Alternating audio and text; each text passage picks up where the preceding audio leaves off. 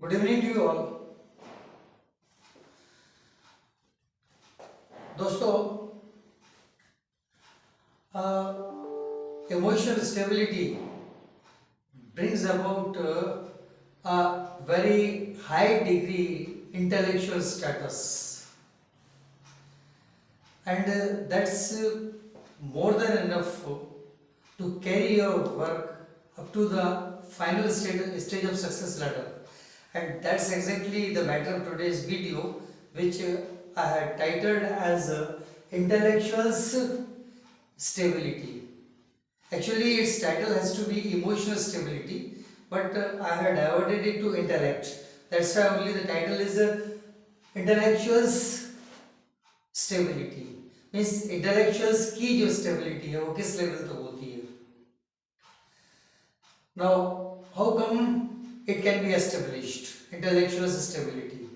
So I wanted to get your attention on the very first line that starts up: following facts bring emotional independence and stability.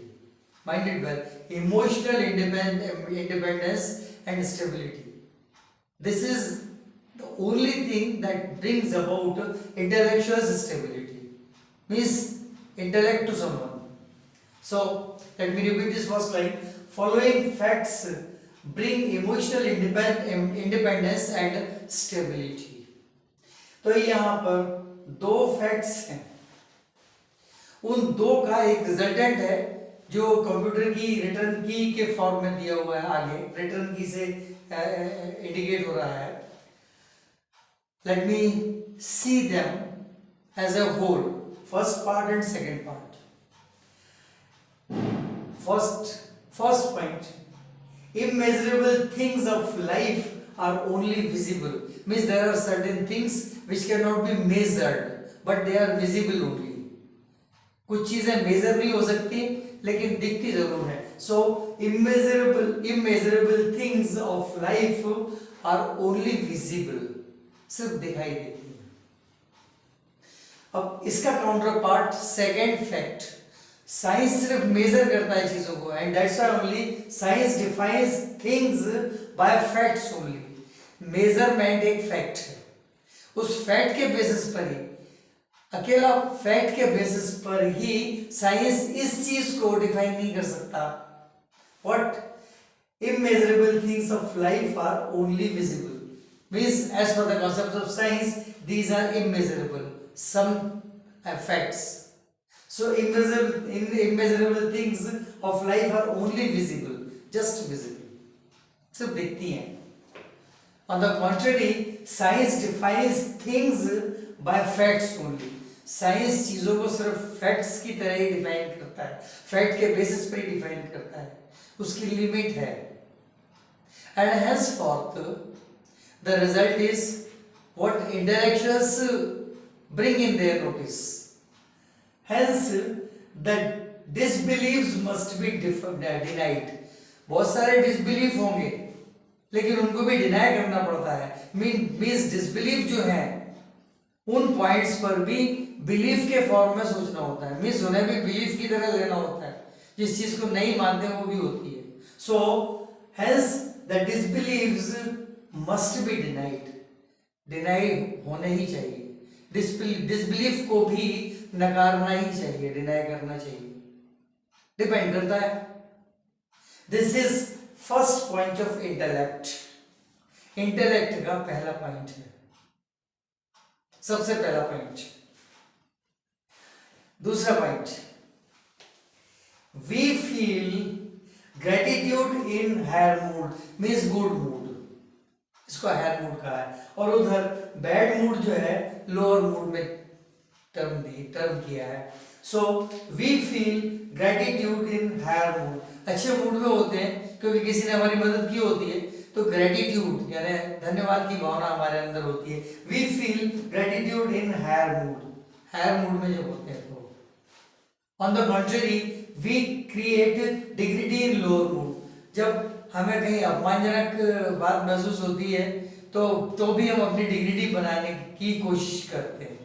we try to make up or create our dignity. So we create dignity in lower mood. जब हम lower mood में होते हैं, कुछ ऐसा हो जाता है कि जो हमें पसंद नहीं तो हम अपनी डिग्निटी बना के रखना चाहते हैं. We try to make our dignity. Hence इसका रिजल्टेंट ये है, hence gratitude and dignity must be in equilibrium. साम्यावस्था में होने चाहिए दोनों.